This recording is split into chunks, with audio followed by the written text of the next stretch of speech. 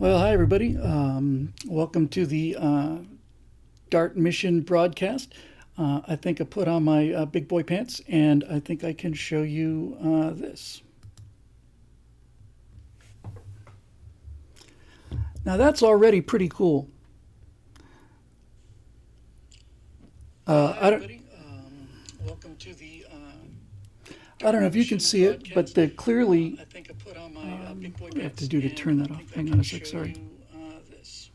Yeah, let's do that. I think you can see at. Now that's already pretty cool. Oh, come on. If you. Welcome to the. I don't know if you can see it, but clearly. I think I put on my big boy pants. What do I have to do to turn that off? Hang on a sec. Sorry. This. Yeah, let's do that. I think you can see at. Now that's already pretty cool. Oh, come on. If you. I don't know if you can see it, but clearly. I think I put on my big boy pants. Do you turn that off? Sorry. This. Let's do that. I think you can see at. That's already pretty cool. If you. I don't know if you can see it, but clearly. I think I put on my big boy pants. Do you turn that off? I don't know what it's doing. I went to headsets, so hopefully that'll do it. I think it's feeding back into the feedback, but that's going to end eventually. I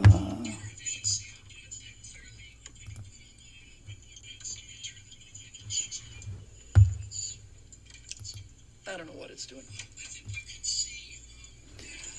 There is a screenplay, a feedback loop here. It's feeding back into the feedback, but that's going to end eventually. So this looks good. Looks real good. I don't know what it's doing. There is a screenplay, a feedback loop here. It's feeding back into the feedback, but that's going to end eventually.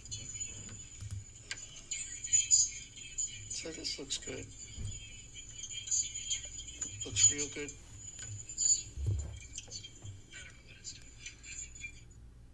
I found the culprit.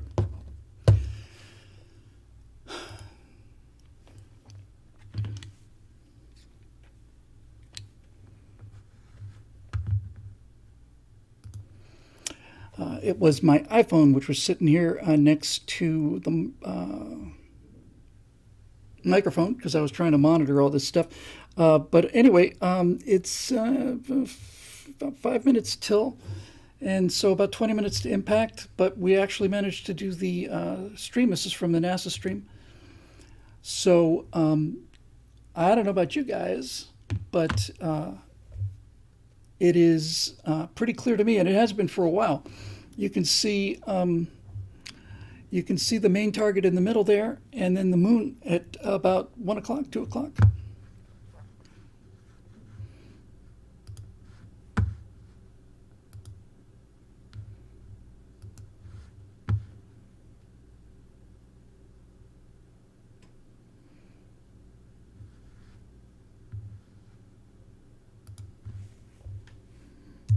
Yeah, sorry about that, gang.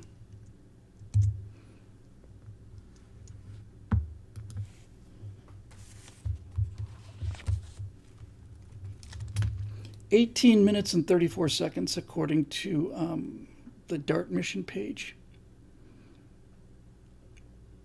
And what am I looking for?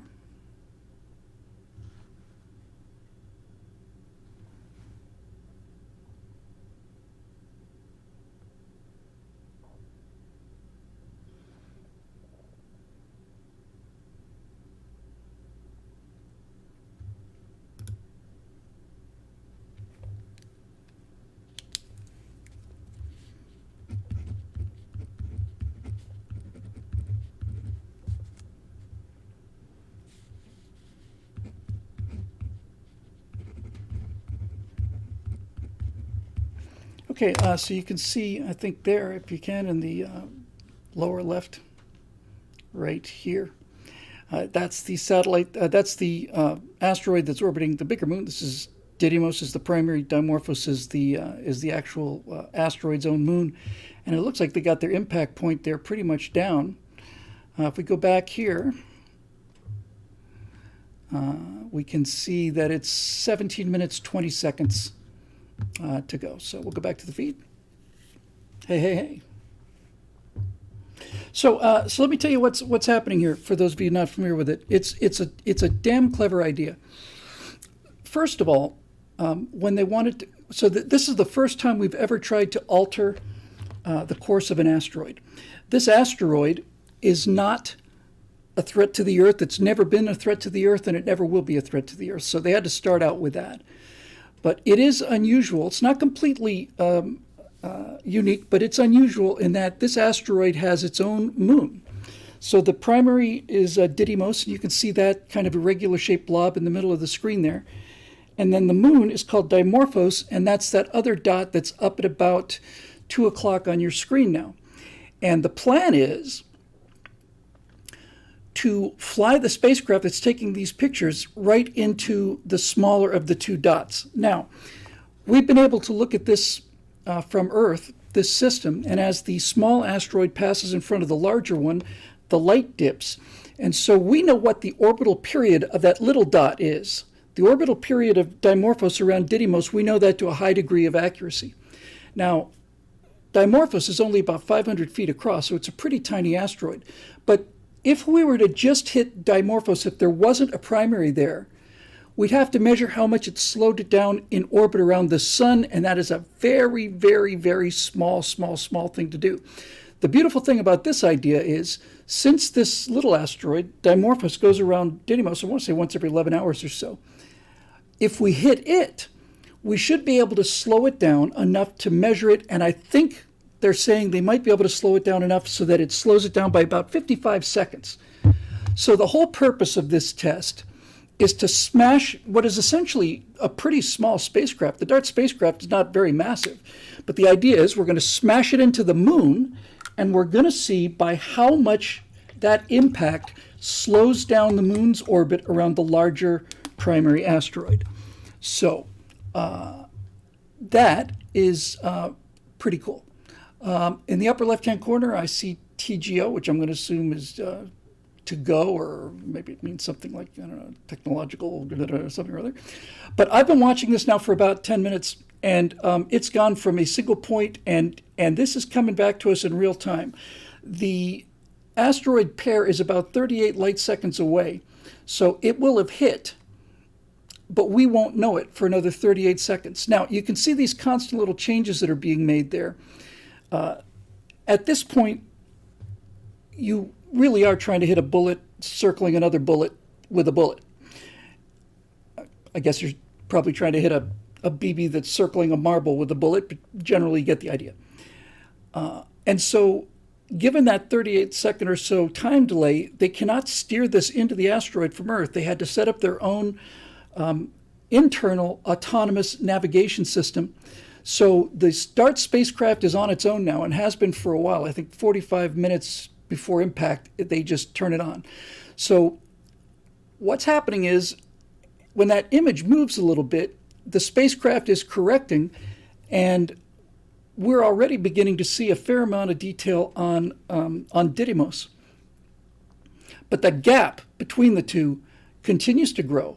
And again, remember, we're not aiming for the big blob. We're aiming for the little blob. And that's why you'll see the camera constantly adjusting to keep not the main dot, not Didymos, but the little moon Dimorphos. It's trying to keep that in the center of the frame.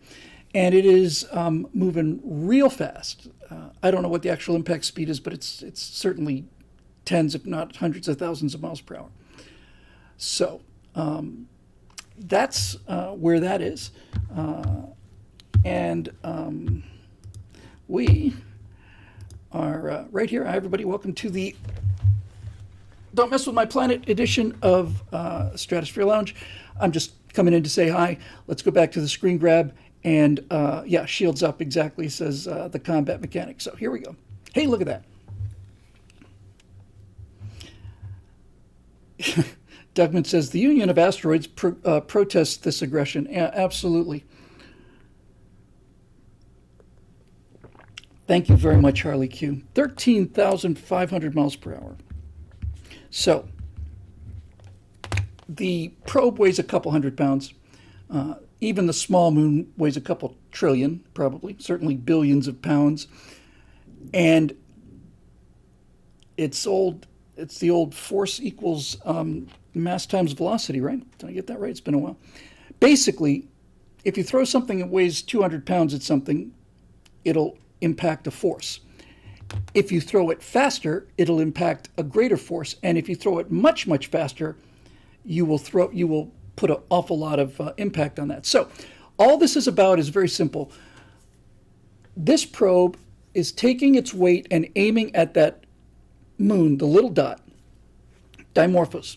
And it's going to hit it at 13,500 miles an hour, and it's going to hit it right smack in the face. That impact is going to slow down the orbit of the little moon, of the little asteroid, around the big asteroid, and we want to know by how much. Once we know by how much, then we'll have some really good data. If we ever have to deflect something, there's been all this talk constantly, oh, well, we'll have to use nuclear weapons, or we'll have to do this, or we'll have to do that. It's like, no, you don't have to do any of those things. You don't have to blow it to pieces. You don't have to, I'm just going to turn off some lights here so I can watch this. You don't have to do anything. All you have to do is slow it down a little bit, or, probably harder the other way, but another option would be to crash it from the other direction and speed it up a little bit. The beautiful thing about this, as I said, is that little asteroid has such a small relative mass that if you were trying to slow it down in its orbit around the sun, that'd be very, very, very difficult to measure, because its orbital period's got to be, I don't know, I would say maybe a year and a quarter, year and a half for this pair to go around the sun. But since the little one goes around the big one every, I would say, 11 hours or so, then by golly, this is something we can measure. So as NASA keeps saying, this is the first planetary defense mission ever. And I might point out that for most of the age of NASA's planetary exploration, NASA's been partnered with the Jet Propulsion Laboratory. JPL has been running these missions from Caltech here in California. But this one is being run from the Johns Hopkins Advanced Physics Lab.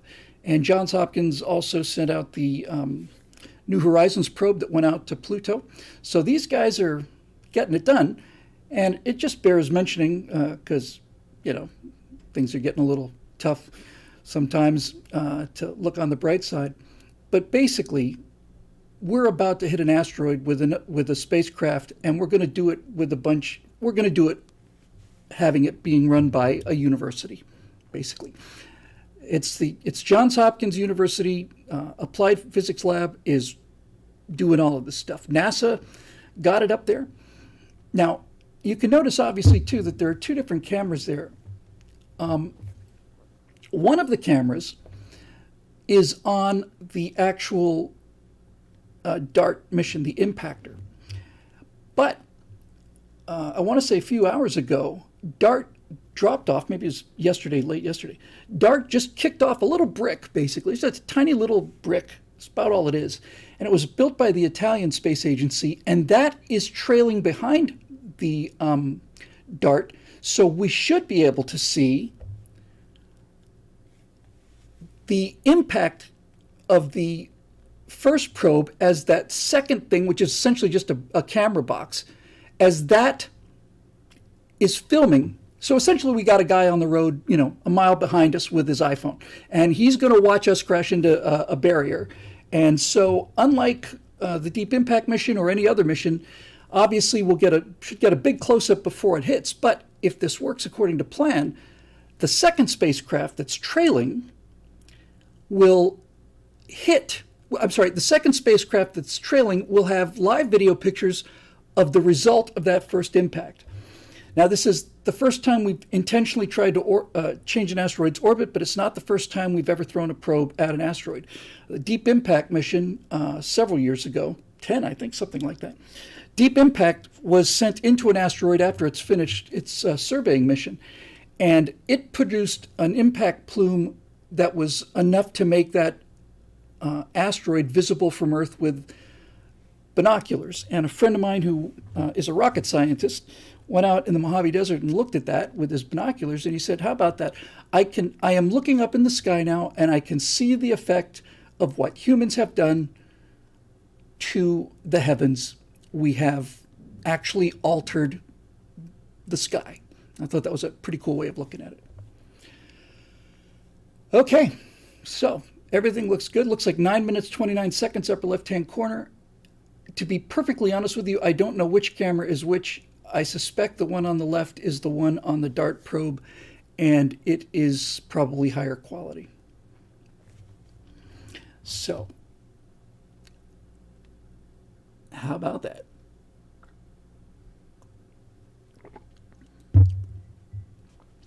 Definitely starting to see some details now on Didymos. And that's another benefit, by the way. You know, we've flown to a bunch of asteroids now. I remember the first time we ever saw an asteroid. In fact, I remember the first time that images came back from Phobos when Mariner 9 went to Mars. I want to say it was 1971. And Phobos is a captured asteroid. So that was our first real chance to see and look at what they look like. But we've put satellites in orbit around Eros and just orbited for months. So the Japanese have sent probes that have landed on asteroids. I think there's a sample return mission that's currently underway. And Harley Q points out that NASA just loves this stuff. I'm a little over it. The camera names are Luke and Leia. Luke stands for the Lycia Cube Unit Energy Explorer. The Lycia, I think it's pronounced. The Lycia Cube is the Italian spacecraft that's trailing. So the Luke camera is on the trailing one, and then Leia is the Lycia Cube Explorer imaging for asteroid. Guys, you're trying too hard. You know, you're just trying too hard. Just call it camera 1, camera 2. But by golly, we are getting close. 7 minutes, 41 seconds. But as I was saying a minute ago, we are going to get a good close look at 2 new asteroids. And every one of those we get is another little piece of discovery. I am just now barely starting to see a little bit of modeling on the surface of Dimorphos. Just a tiny little bit of variation in color and texture. But, I mean, this is kind of wild, you know? This is coming back to us, looks like about a frame a second or so, kind of like what my computer used to play video games at, about a frame a second. But this is really happening. We are hauling butt towards that thing right now at 13,500 miles an hour. Here's another little thing that just to pass the next 6 minutes and 48 seconds. You've occasionally seen movies where guys go on land on asteroids and you see them kind of floating, and it's like the moon, but maybe not quite so much gravity. Any mission to an asteroid is a zero gravity mission. The gravity on this asteroid is 0.000001 g. It is essentially zero. On an asteroid this size, without exaggeration now, you could do a single push-up and that would get you into escape velocity. So all of this stuff, a guy's walking on the surface of asteroids, not going to happen like that. They're going to float over the surface. And I just thought I'd throw that in. Definitely starting to see now a little bit of elongation on Dimorphos.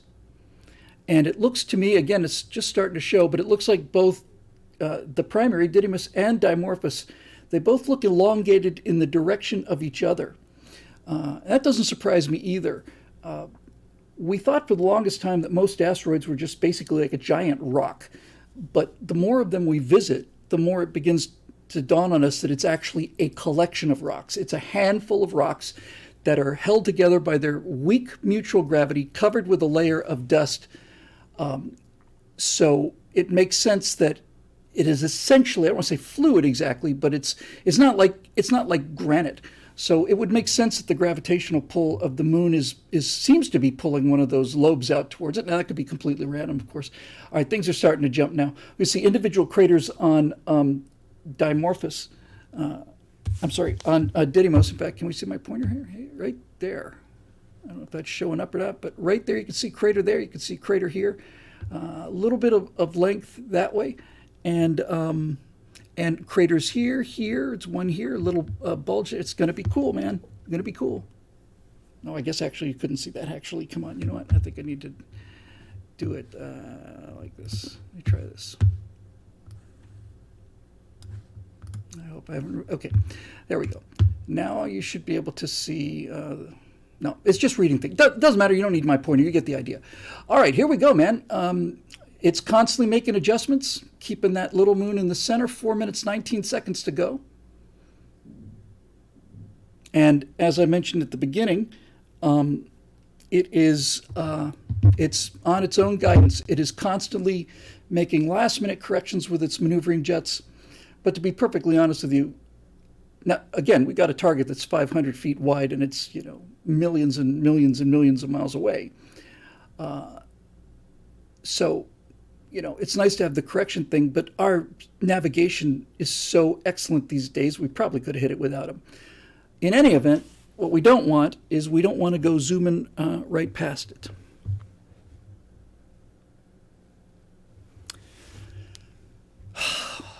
All right. 3 minutes, 31 seconds. It seems to me that the camera on the left is showing considerably more detail than the one on the right, so I'm going to assume that the camera on the left is from the DART probe and the camera on the right is from the little camera brick that's following it, which means that, if I'm correct, the camera on the left, we will see this thing fill the frame and then it will cut to black, but we should see some kind of ejector or something on the secondary camera. So look at that. You can see individual boulders on the surface of Didymos. Now we are hauling butt, man. It's kind of cool watching history happen at 13,500 miles an hour. Lots of detail on Didymos. Now, little details on Dimorphos. You see that little speck? It's almost like Dimorphos has I can't really tell, but maybe it's just a crater. Because for a second there, that little speck at about 7 o'clock, 8 o'clock on Dimorphos looks like it was maybe another moon, but that's probably just a highlight. So here we go, 2 minutes, 28 seconds. Now, I don't know if that is time to impact or time. In other words, I don't know whether that 2 minutes and 17 seconds includes the 38-second delay or not, but we're going to find out soon enough. Vorpal Bunny's Revenge says, I can see an Iridium Q-36 explosive space modulator. So we're waiting for the earth-shattering kaboom.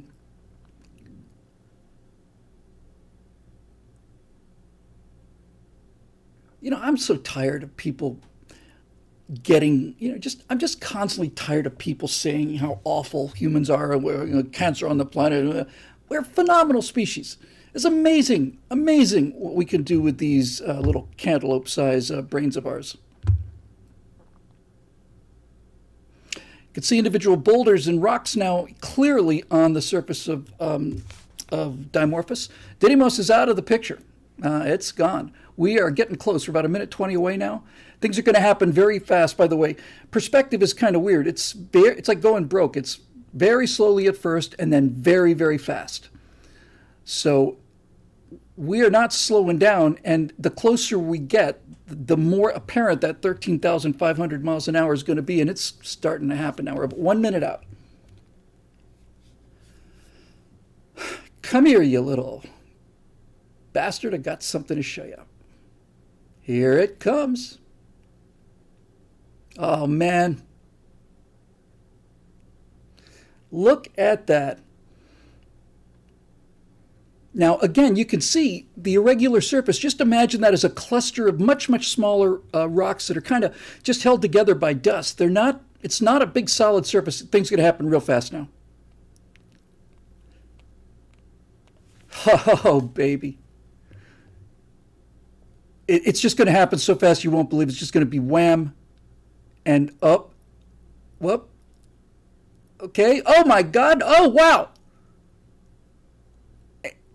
And another one, got another one. Look at that. Okay, so that should be end of signal. That is end of signal. Now, where's the stuff from the trailing thing. Maybe that's not coming down live. I'm looking at the official NASA feed. I'd be surprised if it wasn't. But both of those cameras are now, those cameras and the solar panels and all the rest of that stuff is buried in that asteroid. And to be perfectly honest with you, I'm certainly not disappointed with the mission because that was really fun.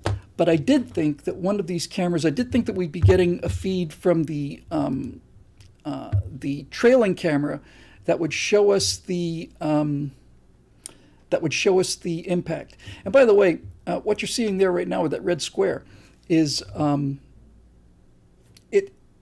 you can see that it was taking that top, what is it, 7th or 8th of the frame. It was starting to send that back. It's scanning that, and then ba-boom. So there's that. Now, part of me wants to say that NASA is going to stream a still or something from the Italian follow-up spacecraft. And if that's the case, we'll wait. But in any event, that was pretty dramatic. That was just pretty cool. I want to see how much damage we did. That's what I want to see. I want to see a big plume.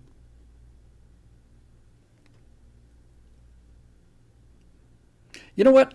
I've changed my mind. I don't want to hit the asteroid. I want it to come back. I think really at this point, I'm just chickening out. You know what? Let's just kind of spin off to the side a little bit. I was talking with somebody about that. Was it Steve or Scott or something? That when the autonomous system takes over, about 20, 30 seconds before it gets there. Hey, there's Scott. Who says they'll mail the 8mm film back from the Italian drone. That's fantastic. We should get that back from the lab at the drugstore, and should have those images in about a week or two. But I don't know if it was Steve or Scott or somebody was saying when this thing goes on to full autonomous mode, it'd be funny if it just suddenly just started veering off to the side. It's like, see, this is what you get when you try to do this AI thing. So Theodore Roosevelt, who is back from the grave to watch this exciting event, so that was awesome. Any idea what the scale was on those last couple of frames? I don't, but I'd be willing to bet you they are like the smallest rocks there would certainly be smaller than a house and might in fact be maybe the size of a dinner table or something. So I did hear that I don't know. I definitely don't want to fold up the tent, but at the same time, I want my I want the earth-shattering kaboom. I think, and I did say this before. I think on the right angle we did on this, that this mission, which has been run by, as I said earlier, by the Johns Hopkins Applied Physics Laboratory, who did an incredible, unbelievable job of doing it. But I think rather than having Johns Hopkins run it, I think the mission should have been basically coordinated by Michael Bay, because if that had been the case, then we would have had like high definition footage behind it, and when the thing hit, it probably put up a dust plume. But we could throw in some gasoline explosions or something like that, like an entire rain of particles just coming, not even just coming past the camera. So there's this boom, there's this giant gas. What I want is a gas explosion. Then I want the particles to come out, and then I want one of those particles to hit the camera lens and send the camera lens spinning. That's what I want. That's what I want to see. What do you mean Well, I'm telling you what I want. That's Michael Bay. Where are you when we need you? Well, we keep awaiting. It looks like NASA keeps us streaming. That's it. That's all she wrote.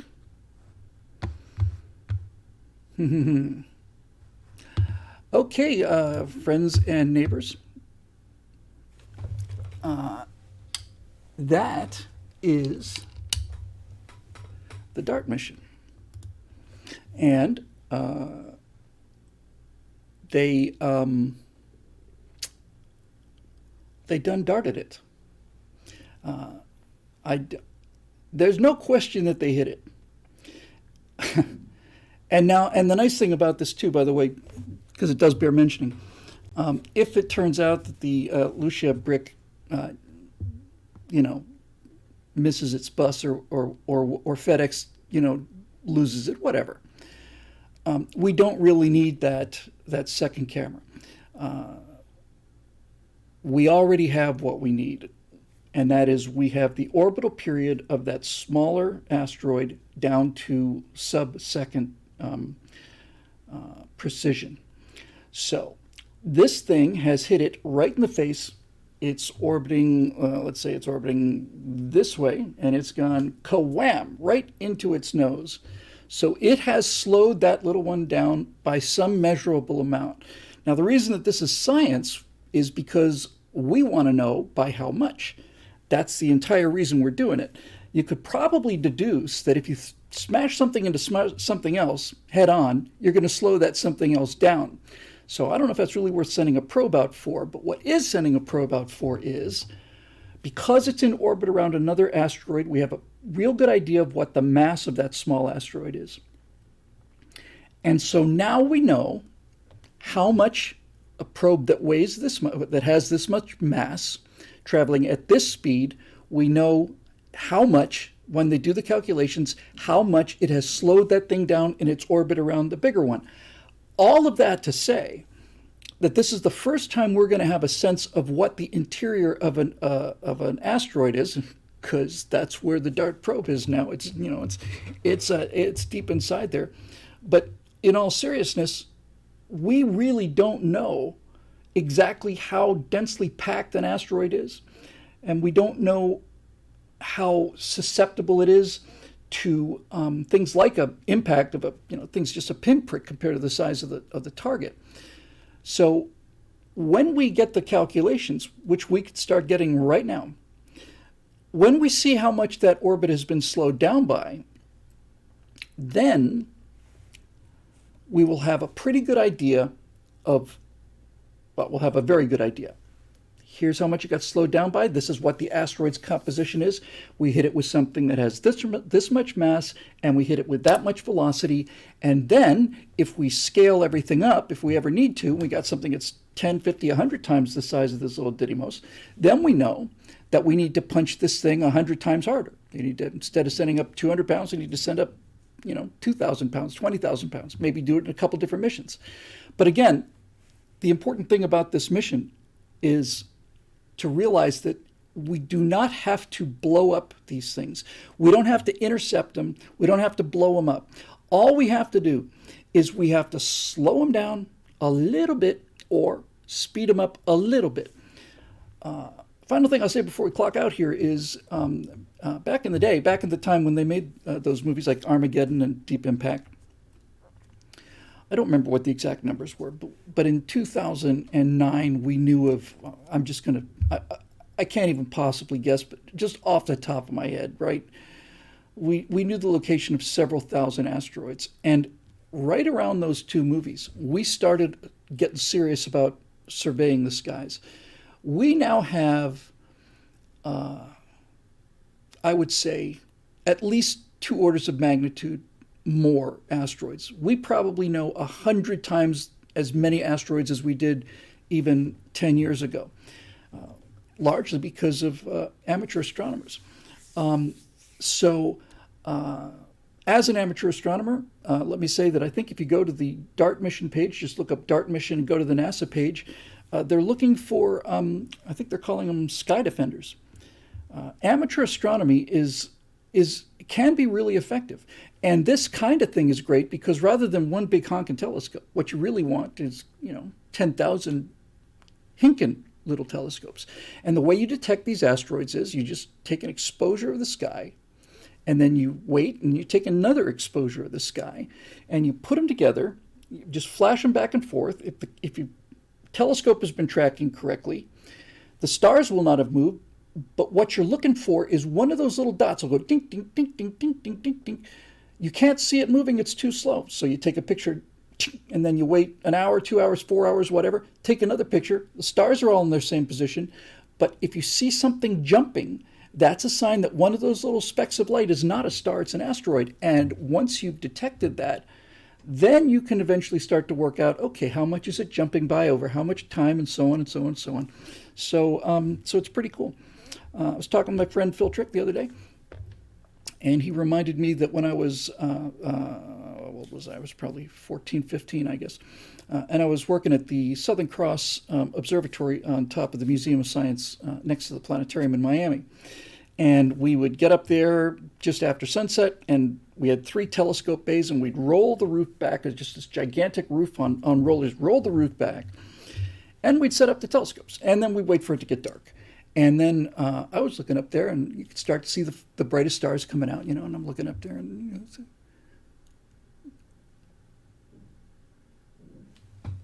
because I knew the bright stars. There's Vega, there's Deneb, there's Altair. Right, what is that?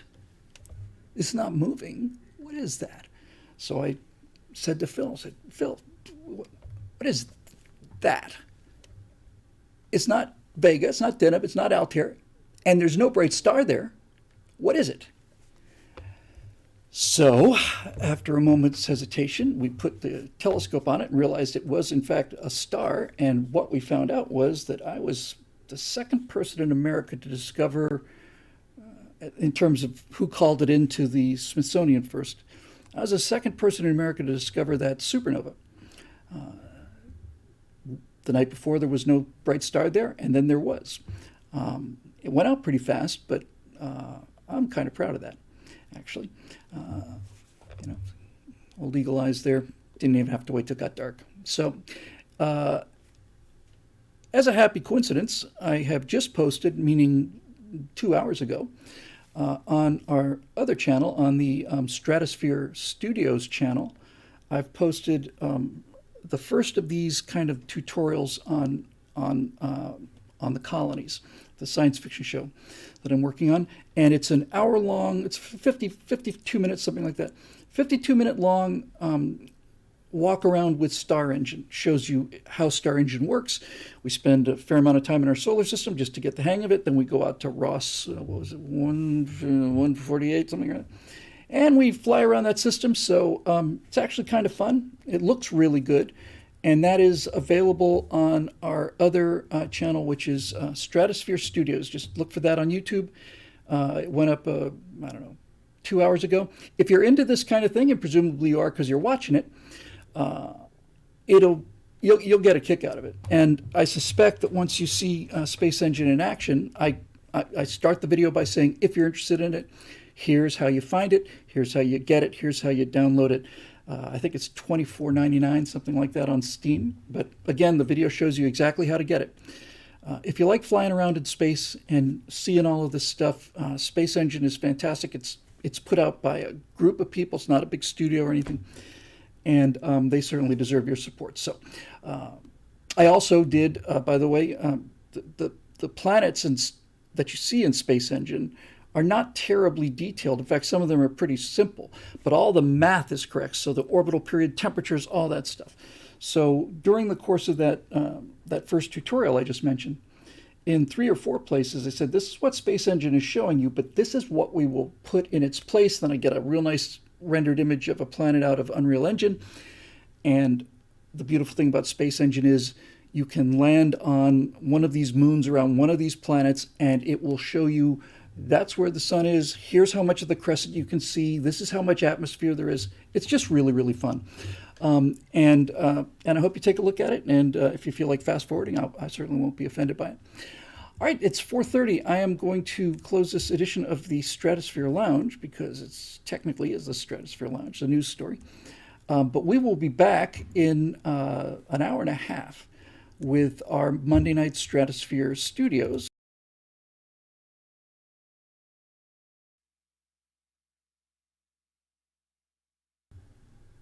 That's what's coming. This is what's on its way out. thanks for joining us. It was great fun watching this with all you wonderful people. And looking forward to seeing and posting when as soon as it becomes available. The Yeah, I can't wait to post the BDA. Um, the Italian probe is flying over and it's doing a bomb damage assessment.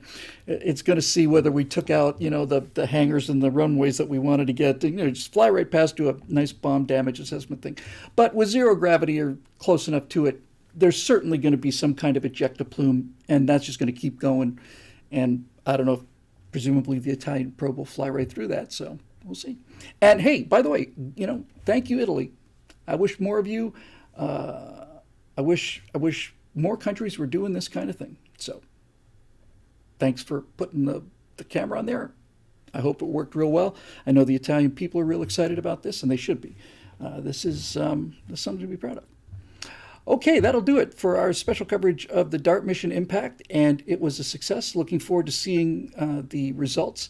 And for those of you who feel like coming back, we'll be back with the Stratosphere Studio Show in about an hour and a half, a little bit past 9 Eastern and 6 Pacific. So until then, thanks for joining us. Very impressive. We really did something really cool today. And thanks again for joining us.